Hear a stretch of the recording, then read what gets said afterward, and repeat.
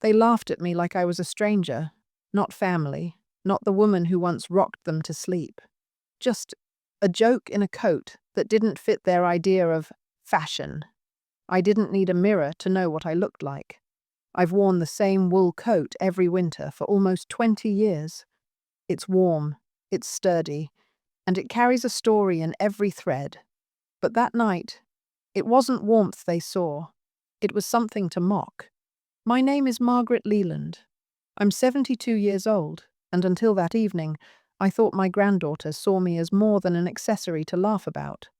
I was wrong. It was her 25th birthday. The restaurant had been rented out, strung with gold balloons and little photo backdrops where guests could pose. I sat at a corner table, sipping tea, smiling at the bustle.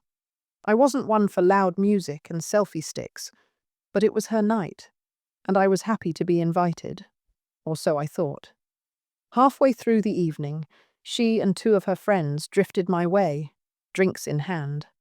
"Oh my God, look at Grandma," one of them giggled.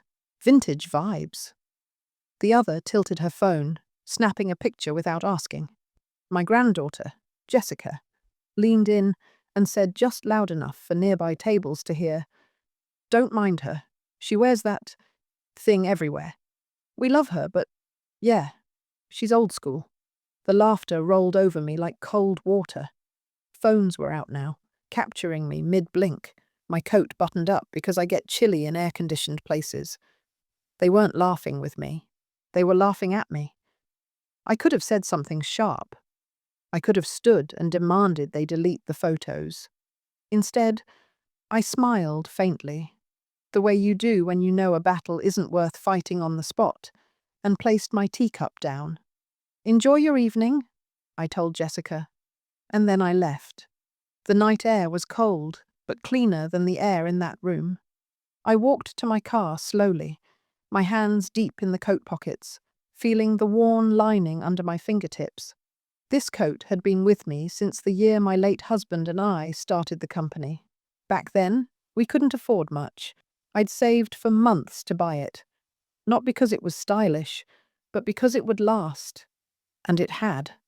By the time I reached home, I'd almost convinced myself to let it go.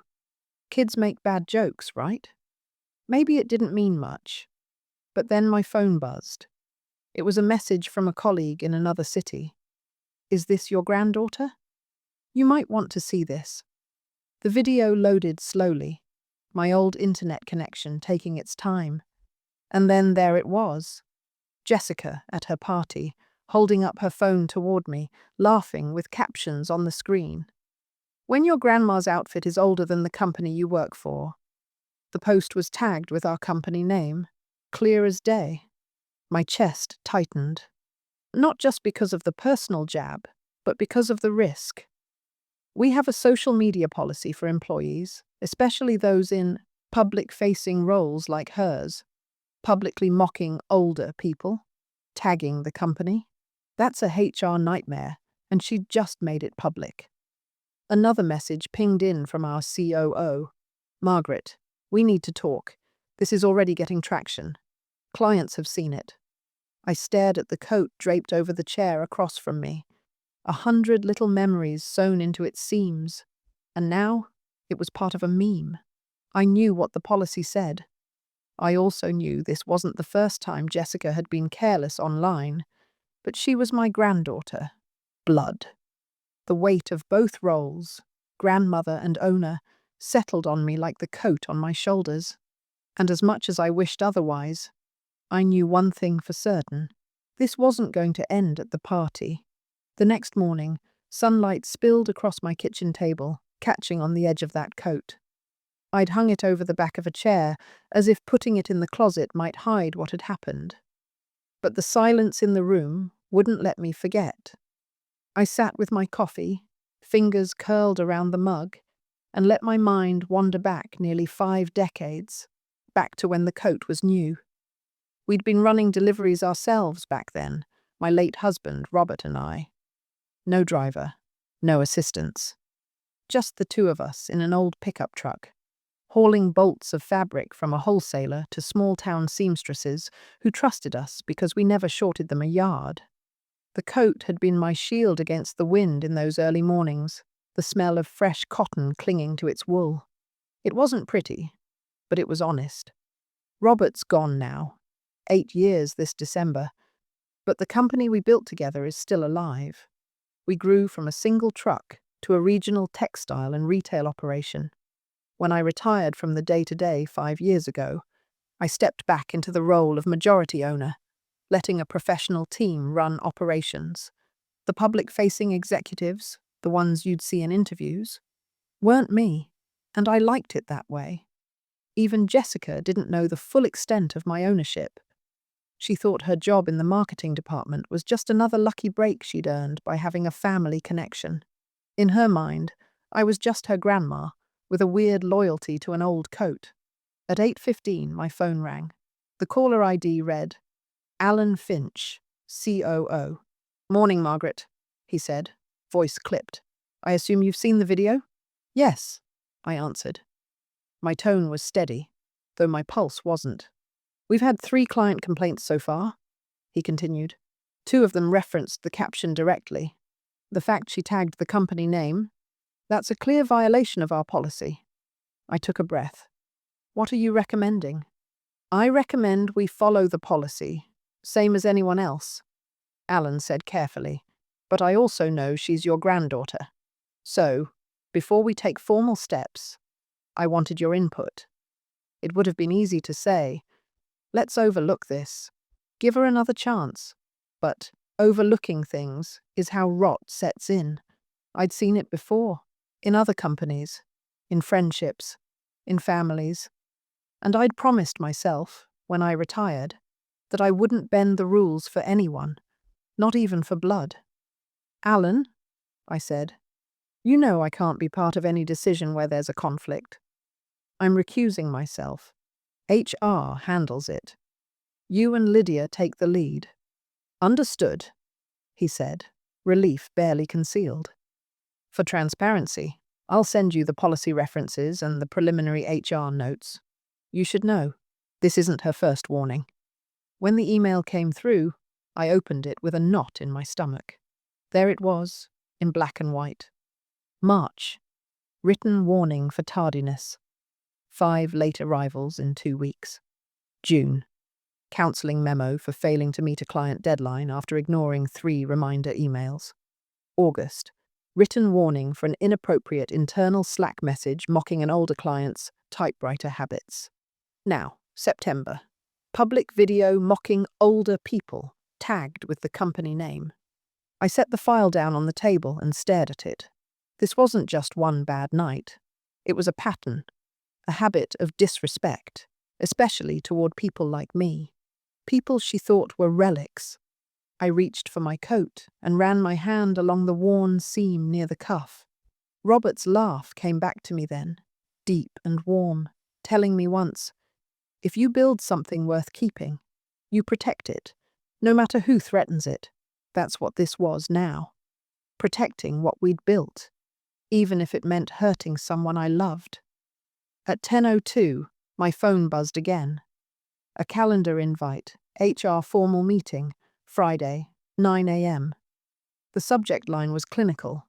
The meaning was not. Jessica had no idea what was coming. By Thursday afternoon, the air in my study felt heavy. I'd gone over the HR documents twice, then 3 times, hoping there might be some misunderstanding. But every line confirmed what I didn't want to admit. Jessica's behavior wasn't new, and it wasn't a fluke. That evening, Lydia from HR called. She had the calm, measured voice of someone used to delivering hard truths. "Margaret, I know you've recused yourself, but I want you to be aware of what we've gathered, strictly as a courtesy." I closed my laptop. "Go ahead." She spoke in that careful HR rhythm. Dates, incidents, policy numbers. Beyond the written warnings, they'd found 2 internal complaints from colleagues. One claimed Jessica openly mocked an older team member's handwriting during a brainstorming session, saying, "You write like my grandma. No wonder. Your ideas are outdated. The other reported she rolled her eyes during a client meeting when an older buyer asked for printed catalogs instead of digital links. And then there was the video. Lydia described it clinically. Content mocking older generations, tagged with the company name, amplified by comments from friends making similar jabs. It's not just an optics problem, she said. Legally, we can't ignore it without opening the door to claims of selective enforcement, especially given her prior record. I leaned back in my chair, staring at the ceiling. I'd built this company to last beyond me. That meant building a culture that respected every client, every generation, every worker who kept the wheels turning. If I made an exception here, I might as well carve a loophole into our policies with her name on it. But the thought of her sitting across from HR, blindsided, made my chest ache. She still thought she was untouchable, that her connection to me gave her a kind of immunity. She didn't realize the very thing she was mocking was the foundation she stood on. Lydia continued. We've scheduled the formal meeting for tomorrow at 9 a.m. Standard procedure. She'll have a chance to respond. Then we'll decide. I assure you, she will not know you've been briefed. That's how it has to be, I said. Treat her as you would anyone else. When the call ended, I sat in the quiet for a long time.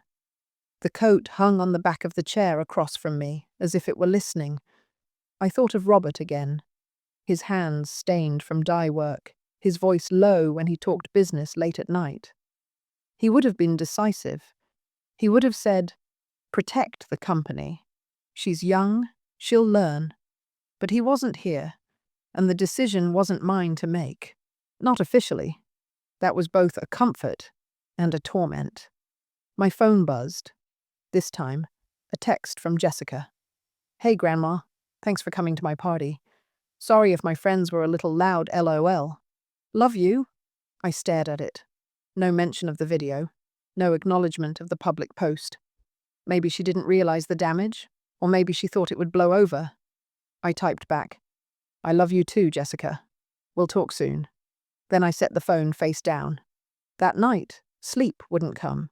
My mind kept replaying the moments. Her smirk at the party, the click of a phone camera, the sting of laughter. And under all of it, a sharper thought. What if she doesn't just lose her job? What if she loses the chance to understand why this matters? By dawn, I'd decided one thing. I wouldn't interfere with HR, but if the worst happened, I'd be ready to speak to her directly. Not as the owner, not even as the grandmother she thought she knew, but as someone who had spent a lifetime earning a chair she didn't yet understand. Friday morning, I arrived at the office earlier than usual.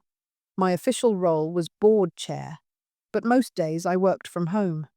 Today, though, I wanted to be in the building, not in the meeting, but nearby. I took the elevator straight to the top floor, bypassing the glass-walled HR conference room on the third. The door was already closed when I passed it. Through the frosted panel, I could just make out silhouettes. Lydia, Alan, and Jessica.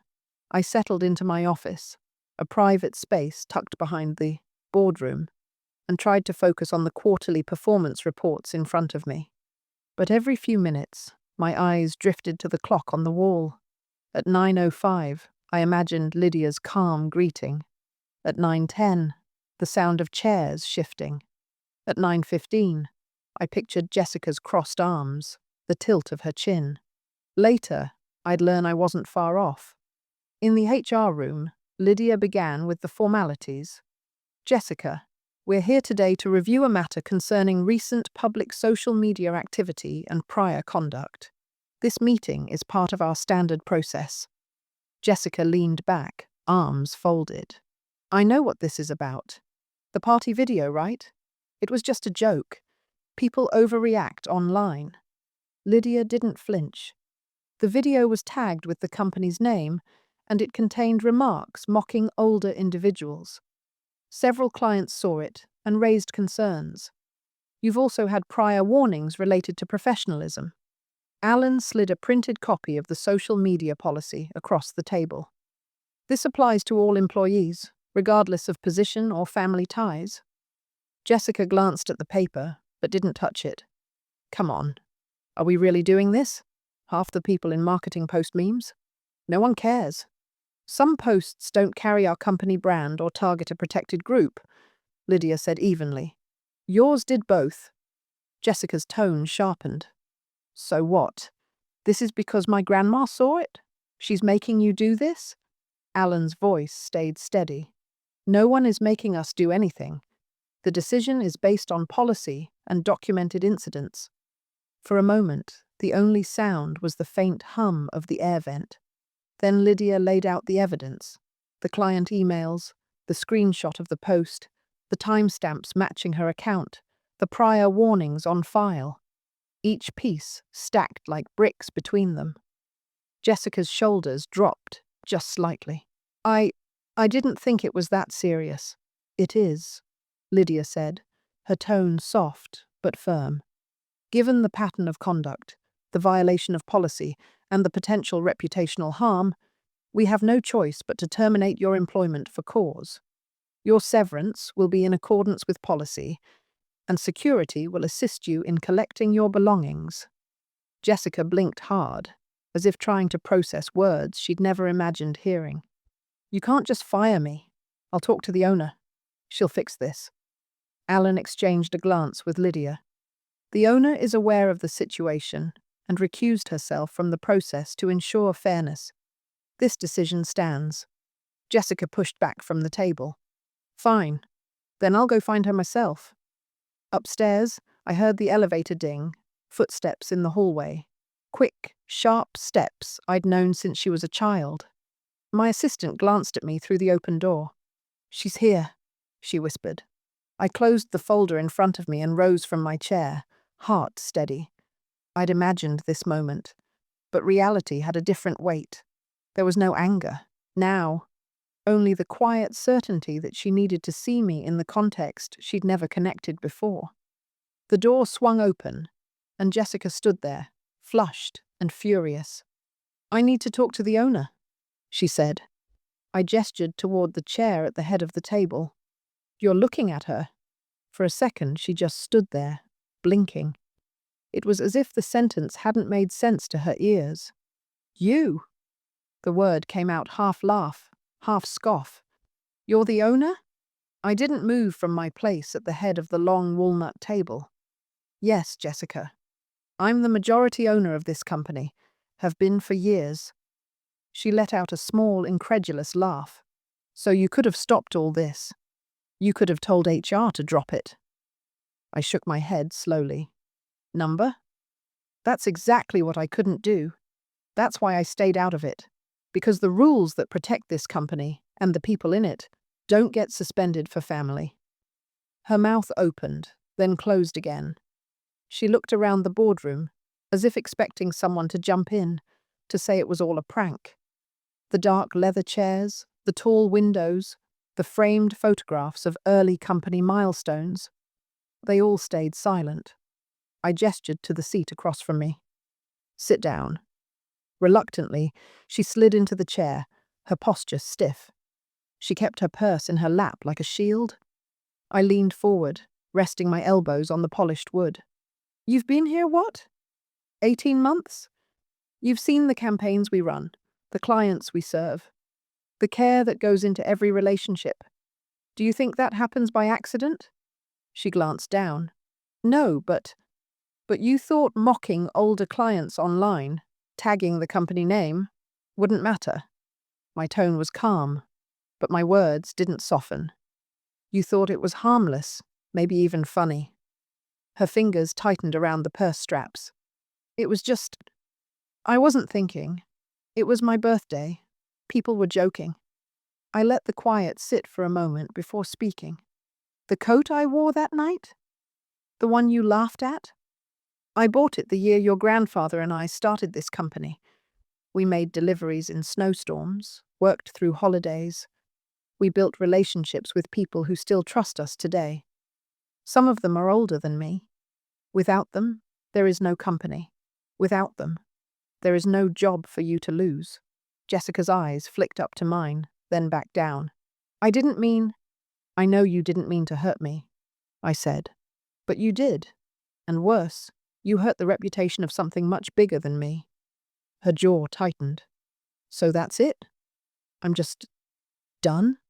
I slid a sealed envelope across the table toward her. It was cream-colored, heavy.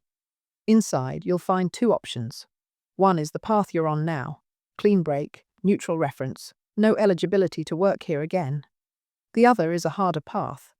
6 months working for one of our partner non-profits serving seniors. Unpaid.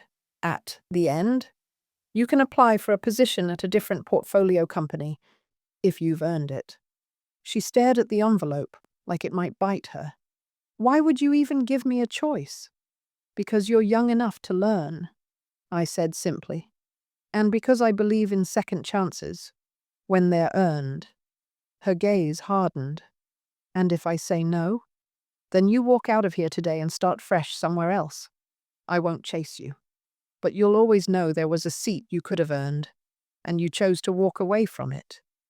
The clock on the wall ticked once, twice. She grabbed the envelope, but didn't open it. I'll think about it. I nodded. Do that. And remember, this chair doesn't belong to me because of my name. It belongs to me because I built what it stands for. If you want a chair like this, you have to build something too. She stood, her expression unreadable, and left the boardroom without another word. The silence she left behind wasn't victory or relief. It was the weight of knowing her next move would shape the rest of her life. Jessica didn't call that weekend. I didn't expect her to. Not while the sting of humiliation was still fresh. But silence has a way of stretching into worry when it comes to family. And by Sunday night, I caught myself glancing at my phone more than once. On Monday morning, Alan stopped by my office. She turned in her badge, he said, but didn't give an answer about the envelope.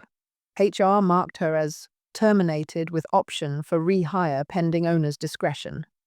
Good, I replied. Let her decide without pressure. Still, I wondered how she was spending her days now.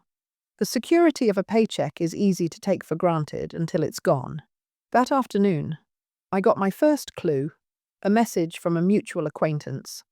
A freelance designer Jessica had collaborated with popped up on my phone. Hey, I heard about Jessica. Sorry to say, but she lost that side project too. Client saw the party video and backed out. Consequences have a way of snowballing, especially when the internet is involved. By Wednesday, a text arrived from Jessica herself. Can we meet? We agreed on Thursday morning at a quiet cafe a few blocks from my house. When she walked in, she wasn't in her usual bright colors, just jeans, a sweatshirt, and hair pulled back in a loose knot. She looked smaller somehow, less certain. She set the envelope on the table between us. I've been thinking about this. I nodded for her to continue. I talked to some friends, she said. They told me I should just start fresh somewhere else, but I don't know. I keep thinking about what you said, about building something. Her voice wavered, but she didn't look away. If I take the second option, the non-profit work, what exactly would I be doing? Anything they need, I said. Delivering meals, teaching basic tech skills, helping with events you'd see the people you joked about up close, learn their names, hear their stories. She shifted in her seat. Unpaid? Yes. It's not meant to be easy. It's meant to teach you something you can't learn from a desk. For a long moment, she stared at her coffee. Then she slid the envelope toward me. I'll do it. I didn't smile. Not yet. This isn't about pleasing me, Jessica. It's about deciding who you want to be. I know, she said quietly. And I don't want to be the person in that video anymore.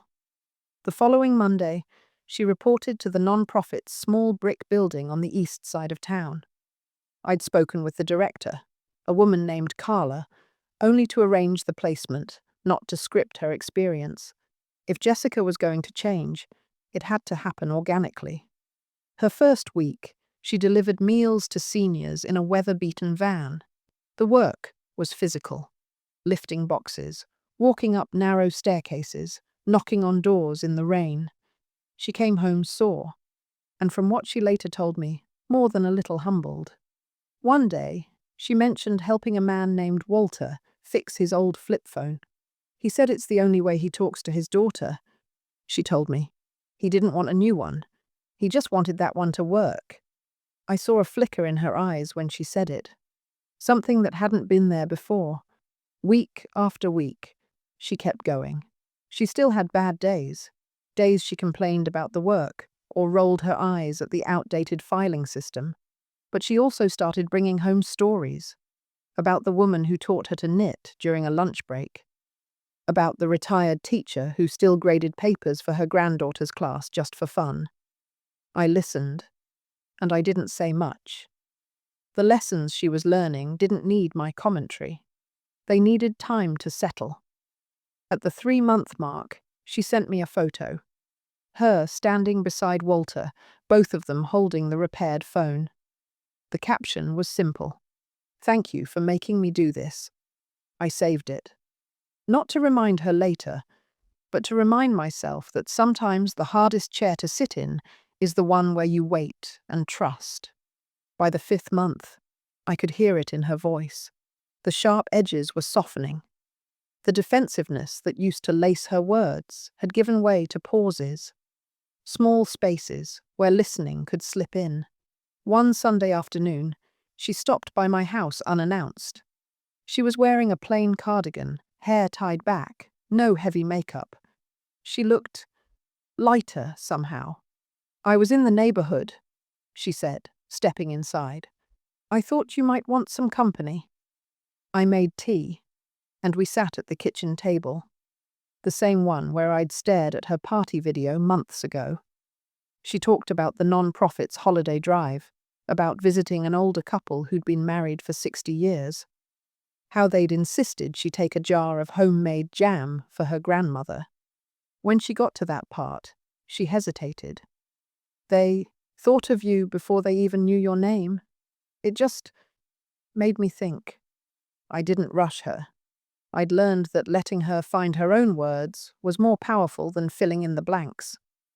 After a moment, she pulled a folded sheet of paper from her bag.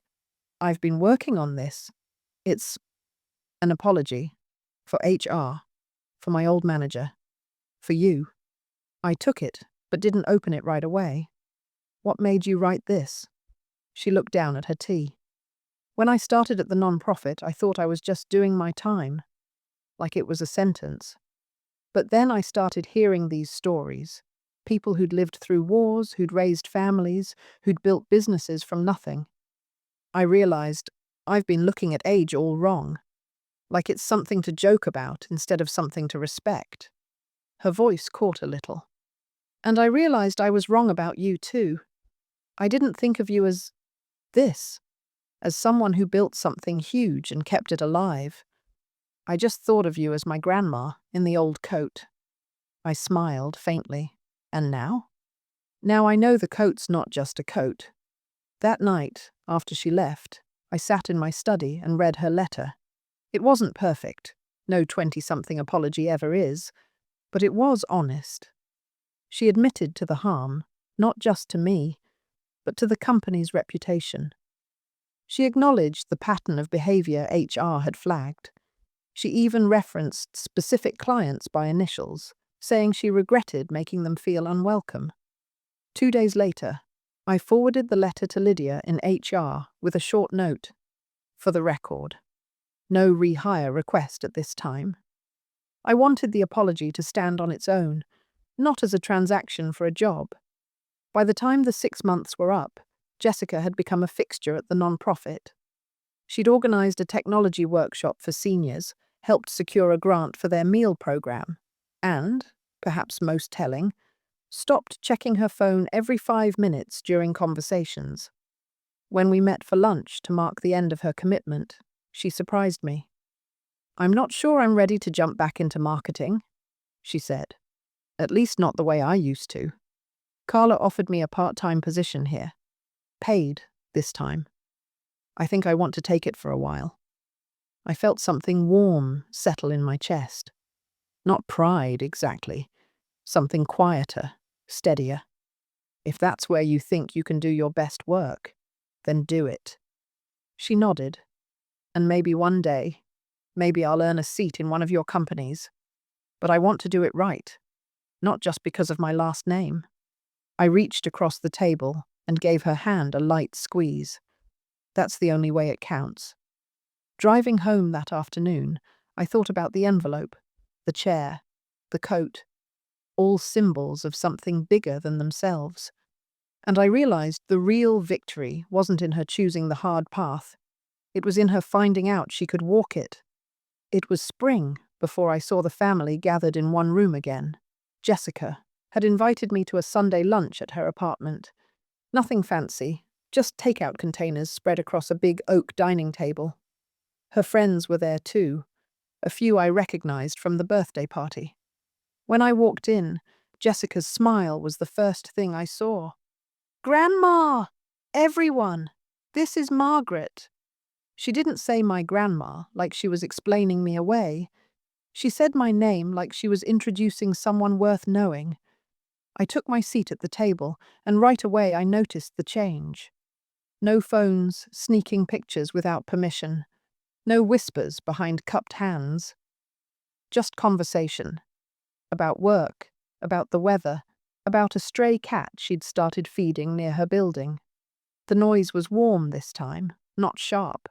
Halfway through lunch, one of her friends asked, "Is that the coat you wore in that video?" I glanced down. I'd brought it with me, draped over the back of my chair. Before I could answer, Jessica cut in. "It's the coat," she said, her tone firm but proud. The one her and my grandfather built a whole company in.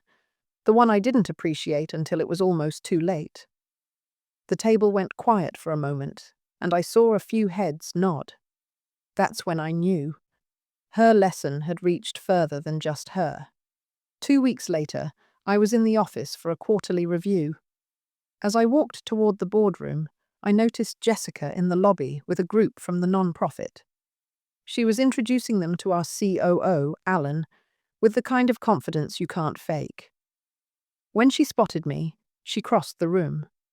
"We're here to talk about a possible partnership. Community outreach. Think your team would be open to it?" I smiled. I think they'd be foolish not to. We didn't mention the past. We didn't need to.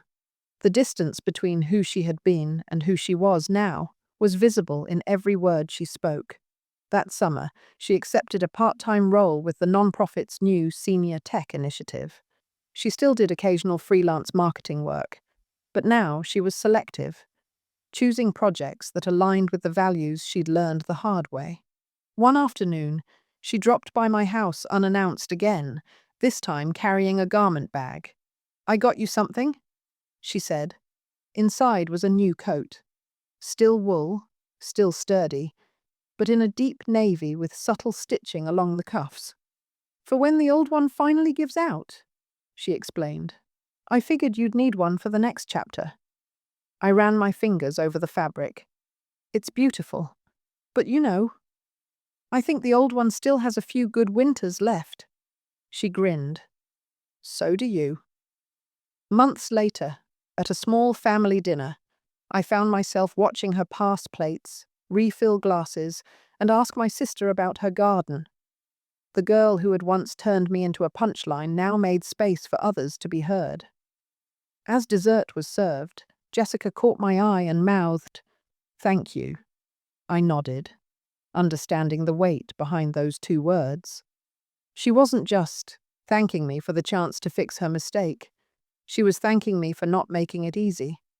People think power is about the big moments, the firing, the reveal, the chair at the head of the table. But I've learned it's about what comes after, about using that power to build, not just to punish.